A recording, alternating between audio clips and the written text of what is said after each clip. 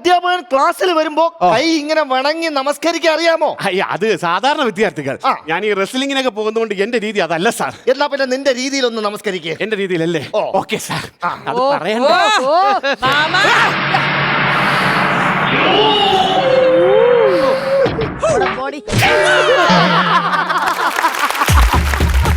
Good morning sir. നമസ്കാരം. അല്ല സാറിങ്ങനെ കുനിയണ്ട. കുഞ്ഞതല്ല, പിന്നെ നിന്റെ ഇടിയിൽ എന്റെ നടു വളഞ്ഞു പോയത്. അഖില, നീ എന്നെ ആലോചിച്ച് നോക്ക്. ഞാൻ ഇങ്ങനെ വെച്ചോണ്ട് ഈ പിള്ളേരെ പഠിപ്പിച്ച് എങ്ങനെ 10ാം ക്ലാസ് പാസ്സാക്കി? നിങ്ങൾ എന്നെ പറ.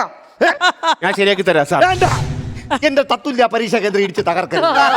ഞാൻ തന്നെ റെഡി ആയിക്കോളാം. ഈ വർഷമെങ്കിലും 10ാം ക്ലാസ്സിലെ തത്തമ്മ പരീക്ഷ പാസ്സാവണം. തത്തമ്മ പരീക്ഷ അല്ല, ഉപ്പങ്ങാക്ക പരീക്ഷ. എന്റെ സന്ധ്യാറാണി 10ാം ക്ലാസ്സിന്റെ തത്തകളെത്തി തത്തും കല്യാണം. ആ കല്യാണം നടക്കണേൽ 10ാം ക്ലാസ് പാസ്സാവണമെന്ന്.